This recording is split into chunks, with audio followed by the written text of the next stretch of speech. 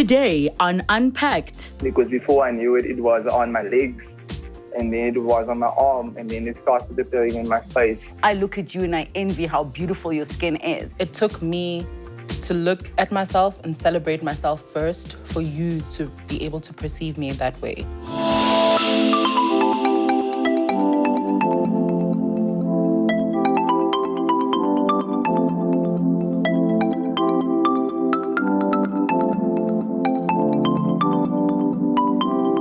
You may have seen it, but might not know what it's called. It's a rare skin condition, and both of our guests today are going to speak about their experiences. Let's unpack. South African-born models Boitumelo Rametsi from Soweto and Chad Esau from Cape Town have made it their mission to challenge society's ever-changing beauty standards by choosing to embrace their skin condition.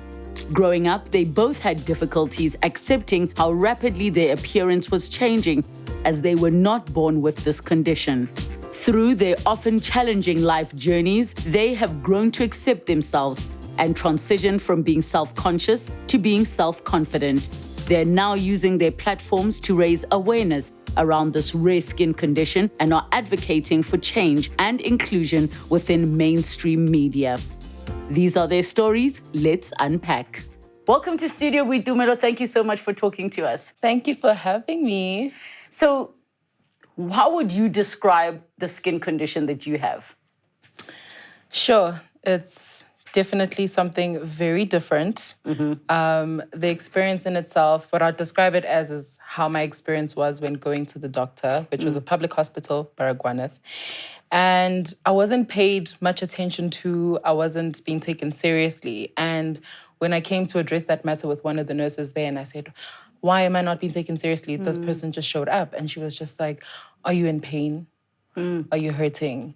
This person is feeling scratches, there's this, there's that, there's all sorts of things, but you don't feel any pain. We will get to that. And at that time, I was extremely touched by it because this affects my self-esteem, my well-being, my everyday life. But now looking back in retrospect, I'm very grateful. It's a skin condition where, you know, we're all fighting about race, what's black, what's white. And here I am being both simultaneously. Yeah. And it's more about self-preservation and taking care of your skin because I am not in pain. I just need to take care of myself a little extra, just like you would, where I use SPF a little more because my melanin is a lot less. So it's more about your body expressing your mind for me. Yeah. So Boitumelo, around the time that you were discovering, you know, a mark and a mark here and a mark here, which we know now is just lack of pigmentation, what was going through your mind? So in the beginning phase, nothing was going through my mind because I was still very young. The mark really didn't do much for me. And then just growing into high school was the process for me. The spots appeared in very hidden areas, my armpits, and I've come to realize now that it was sweaty areas as well. So like such as my nose and my upper lip. The most emotional phase that I went through in high school was having my boyfriend and having my first incident of that level of intimacy.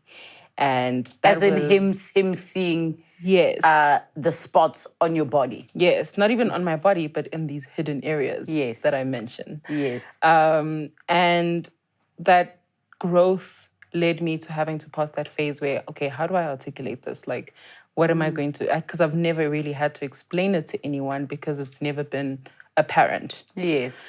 And I wrote a letter to my love and let him know that, oh, this is what I'm going through and this is what I actually look like and so forth and so forth. And by God's grace, that boyfriend that I had at the time was very understanding and was open to me being this different. And this wasn't an open communication with everyone because there was no representation at that time. I could not reference anybody for that matter. And that transition was something else. And then it moved on to varsity, which it appeared on my face a bit more. And growing up, I've always been confident. Like, I think I was born with confidence, really. I think it comes with a Gemini trait. Yes. But being a big girl was not my biggest heartache. but it was something that was there. You know, how people would treat you, how you this and how you that. By God's grace, again, I wasn't really bullied as often. People really wouldn't attempt me that way. Yeah. Not that I was a bully myself, but I guess that the energy Yeah. and presence within knowing who I am. And so getting out from high school into varsity and dealing with this for me was just like, wow. From moving and shifting to a place where now body positivity is a thing and big girls, it was actually plus size modeling and plus size was being celebrated. It actually wasn't body positivity. And plus size girls were being represented and it was just growing and it was beautiful. But now I'm just like, how is the one thing that I felt was perfect and I had the greatest thing my entire life being tainted with like this? Why would God do something like this? Why could I not get pimples like everybody else? You know, why am I not like everybody else? And interestingly enough, the girl with pimples is thinking the same thing about you. Exactly. Why did I have to get pimples and not have this that looks so beautiful and celebrated? I think for me, the main thing I wanted to just get from you is what the emotional journey looked like while you were going through this. Because now you spoke about how, by God's grace, the boyfriend was really cool and it made it easier for you.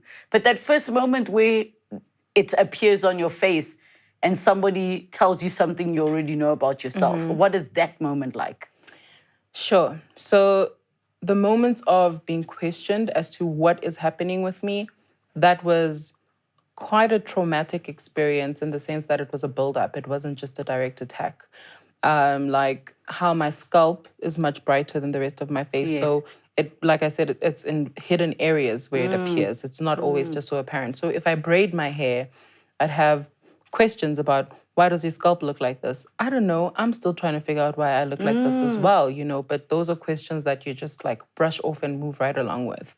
So me having realized that I have this and it seems like it's inevitable that I'm going to just become paler and paler and paler, it was really scary for me. It felt like, okay, yeah, like I'm really being tested because, you know, I really did, as much as I had to like dodge the bullets in terms of being a big, tall girl, now I have to deal with the skin thing where I've always just had beautiful matte skin and, you know, just a great smile. And now this happens.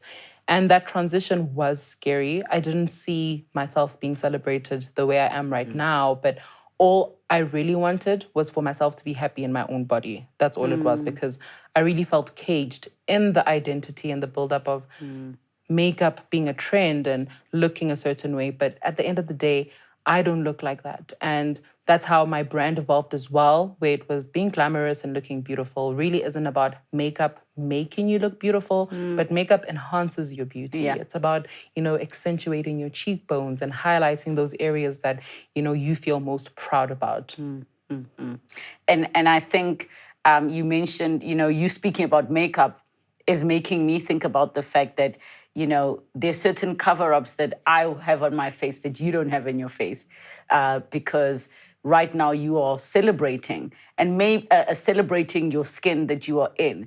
And your traditional makeup artist might not know what to do on your face. So what do you usually say? It's definitely a conversation. Yes. Like, you know, mentioning that being a model really isn't about me being an open canvas. But Yes. it can be if I'm allowing you to be that open canvas and be Yes. like, hey, do whatever my face inspires you to do. But in instances where we're not doing a conceptual shoot or we're doing something different, I have to engage with you and let you know that I don't actually cover up my spots. I prefer to look a certain way. I prefer to not have foundation on. I'd rather just highlight my cheekbones, have some little sparkle here and there, and I'm good to go. Or do I want to cover up? I mean, it's the option of being open to either way. I am not boxed to having to look like this. Just because Yes. you love to see me like this Yes. does not mean I have to look like this. I can do a full face beat if I want to, Yes. because it's my embodiment. It's how I choose to present myself. I think we live in a time where someone like myself looks at your face and your skin. We're like, we are in the time of the other. You are being celebrated right now. I look at you and I envy how beautiful your skin is. And not just how well you embrace it, but how beautiful it is.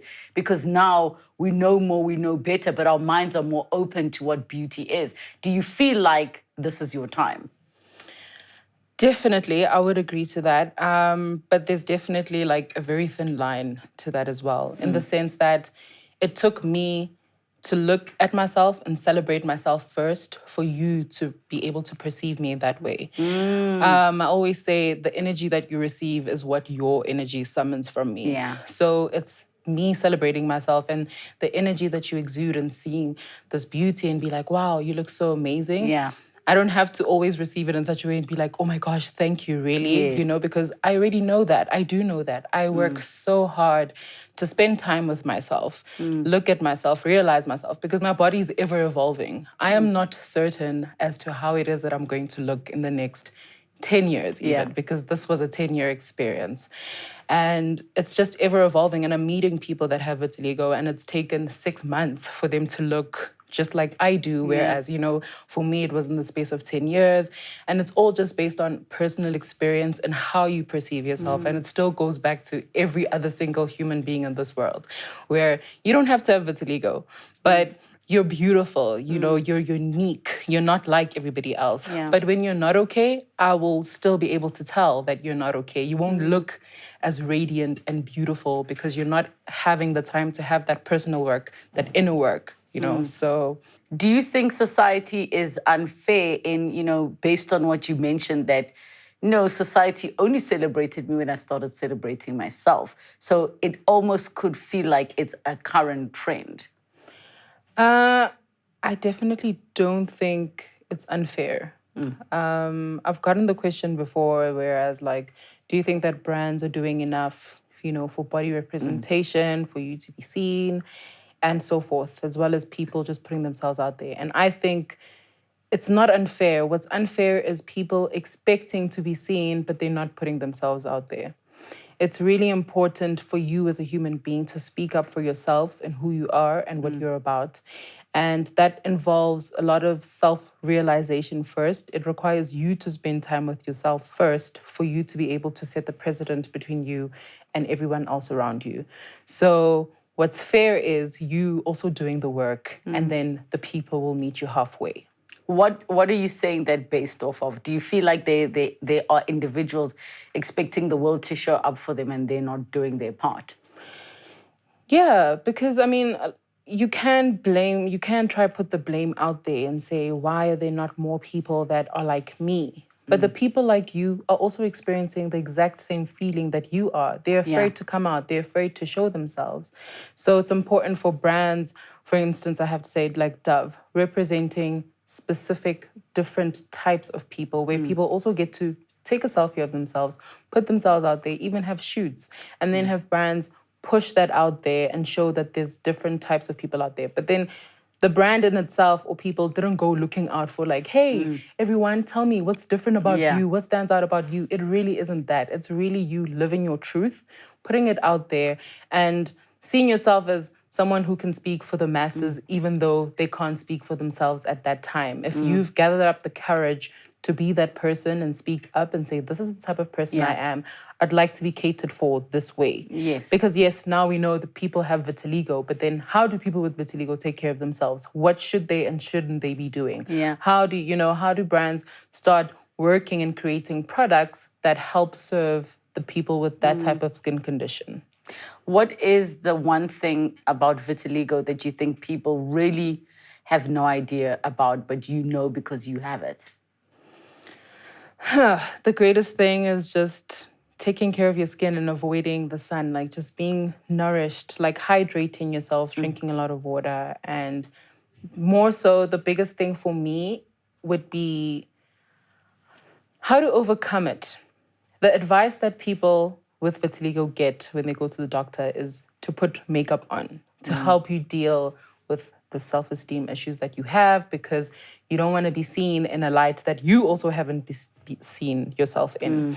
And how vitiligo spreads even faster is in actual fact based on how you react to any life condition that you're going through, because that's usually the question, like, did you go through anything stressful? Did you feel this? Did you feel that?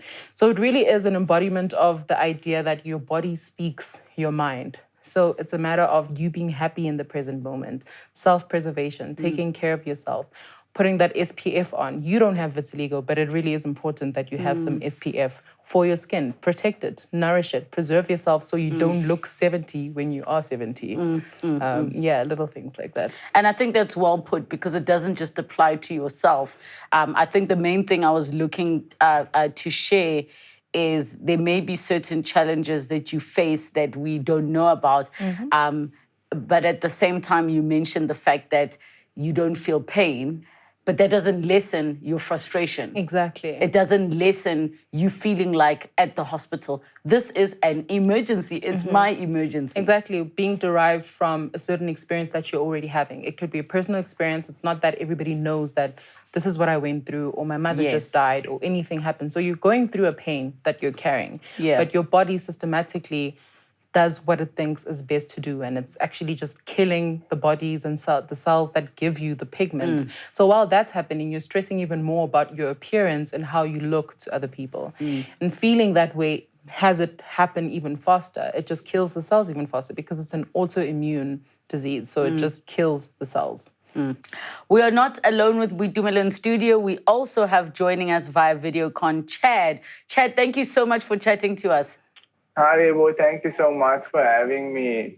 Now, your journey is a little bit different to Boitumelo's, who actually was diagnosed as a pre-teenager, teenager age. Tell me about your personal journey and where it all began. Okay, Rebo. So my vitiligo journey started when I was about 4 or 5 years old. That is when my mom discovered a dot behind my neck. It was a small dot.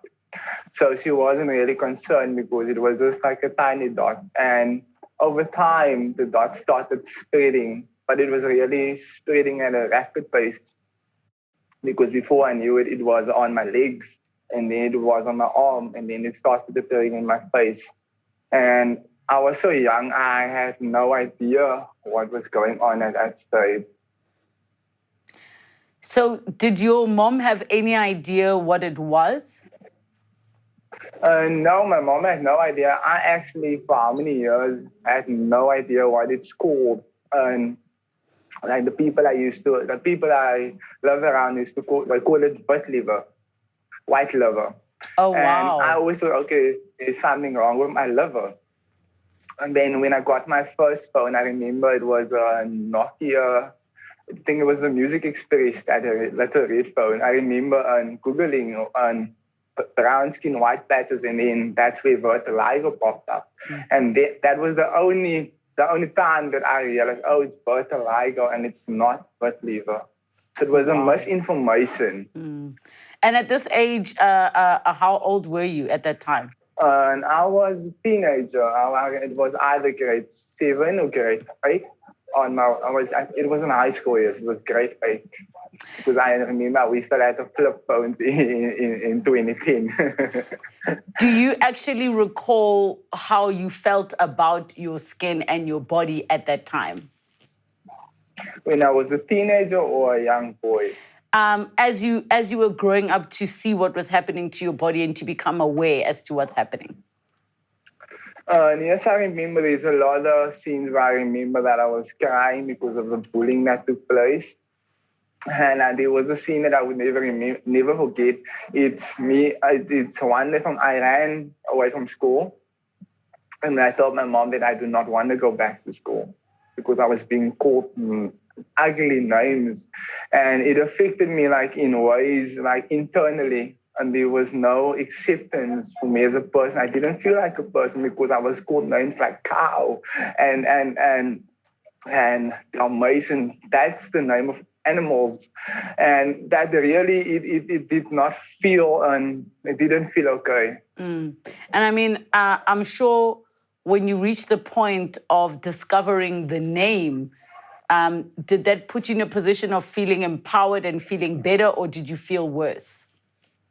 I do not remember. I only used vitiligo recently when people started asking questions because of the the modeling industry that has been expanding, like in terms of diversity, and people are like, it's called people are more informed now. So for me not to be informed, it wouldn't be wise, because now someone woke up to me and like, what's wrong with your skin, and then I need to explain. Need to be informed. And has that made it easier for your personal internal journey, the fact that the world is beginning to celebrate you from the outside? Yes, definitely, Honorable. It has made me feel like you are like one in a million. It's almost like you have been accepted into the world, because they no longer see it as a disease, but as a skin condition. So yes, it has changed the way I viewed myself. I no longer feel different when people look at me. Instead, I embrace the fact that people are looking at me because they are seeing me for the person that I am, and not just the disease that people used to look at growing up.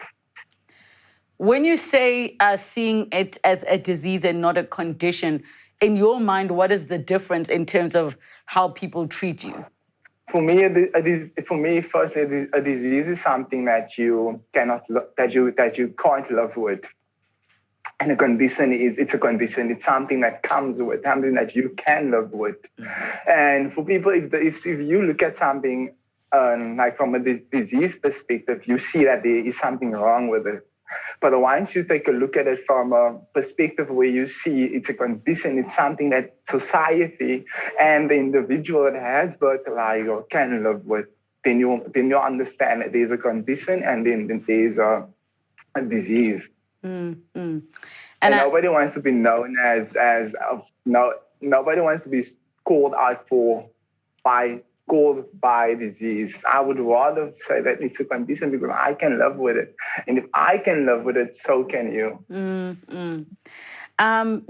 Both of you, with Chad, you being a model and you also being a model in your own way, are in the same industry, but we know that men and women are not treated the same, even though you may be in a similar category, because that's what agencies do. They categorize people when they need to go and sell them to brands and to clients. Do you think there is, and I'm going to ask you both the same question, do you think there is more of a fairness towards women than there is towards men? Yes. Particularly in both of your situations. In the space that I'm in, I've definitely been exposed more to females than men.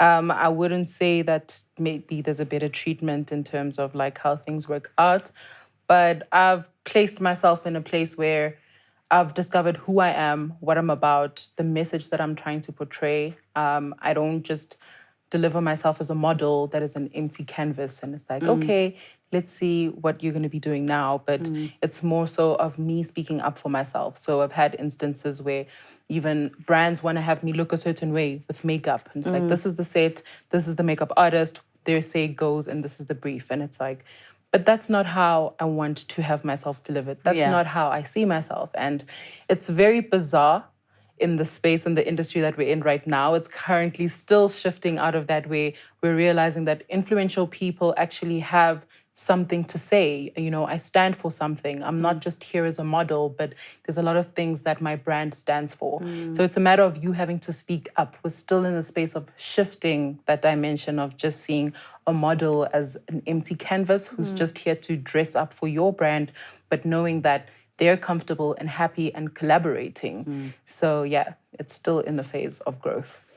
From your side, Chad, do you think that the industry favors women over men?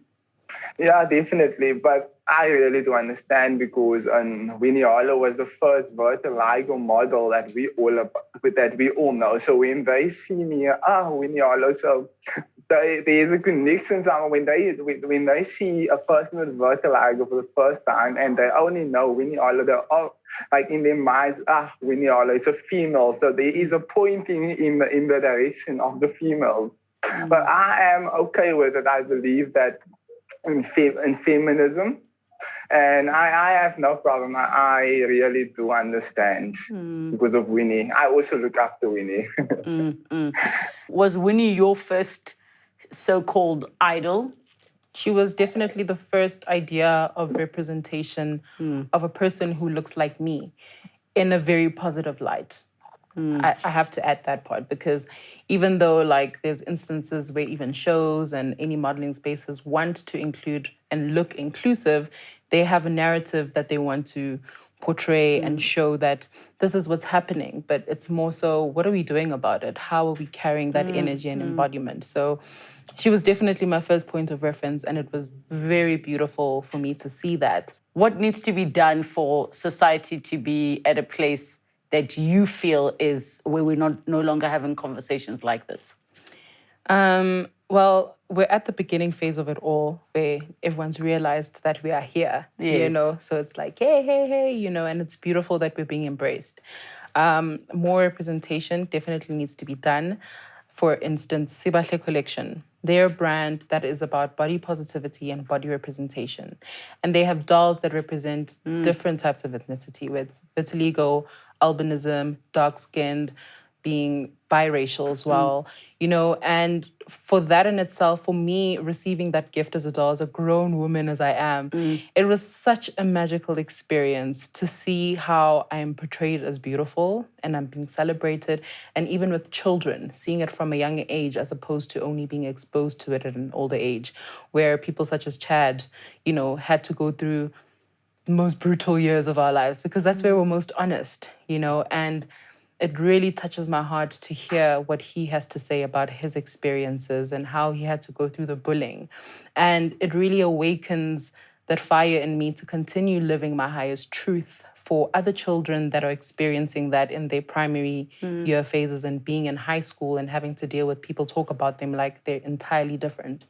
So the next step for me would definitely also include brands that are skincare brands that treat us like we exist, in the sense that they create products, whether uniquely designed for people with vitiligo or design products that, extensively help us nourish our skins even better and easier, because it's for all races. Every single type of race gets vitiligo. It's not just for Black people or just colored people, but all races. And I think what you are saying is so powerful, is that finally the world sees we are here, and we just are. We are. From your side, Chad, what do you think is missing in the puzzle at the moment? In the puzzle, that would be just, and there's like embracement missing. There should be more people like me and my sister with vitiligo that embrace and not just to hide back in the crowd, not just to hide, but to embrace standing out of the crowd. Because we were born for a time like this, to walk, to be the light for other people that has differences, to embrace. We should be the voice for that little boys and the girls that is going through what we went through growing up.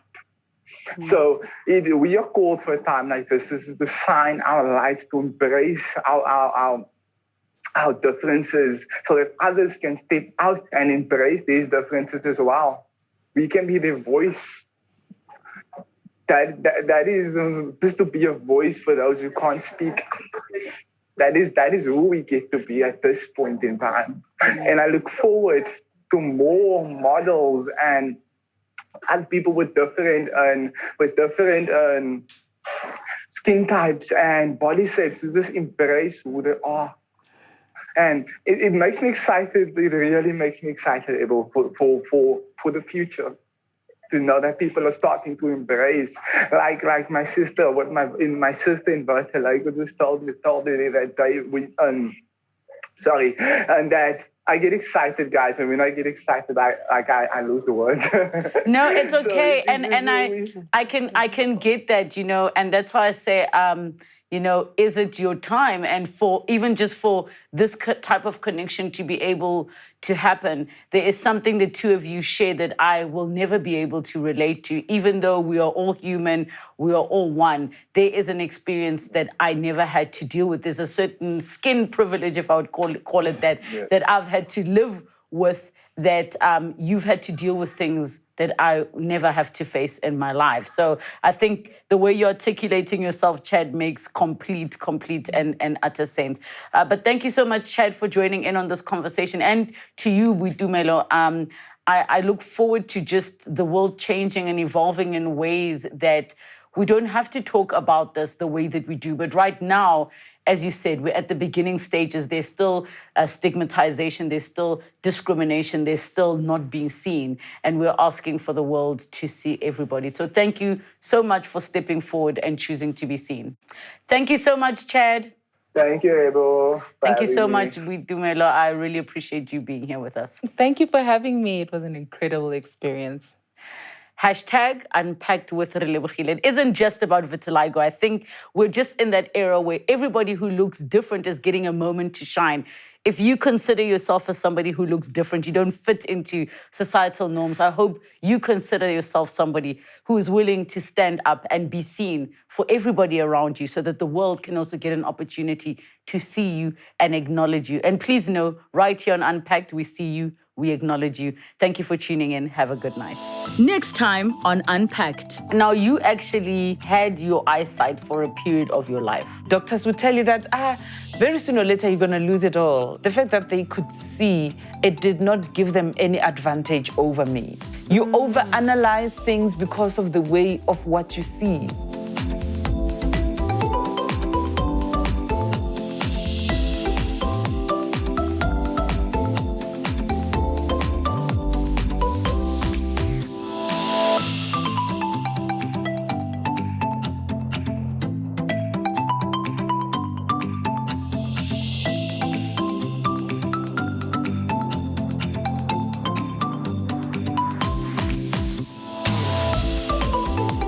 Unpacked with Relebogile Mabotja.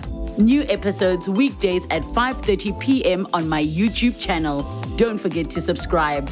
Television edited broadcasts weekdays at 5 p.m. Open up to S3.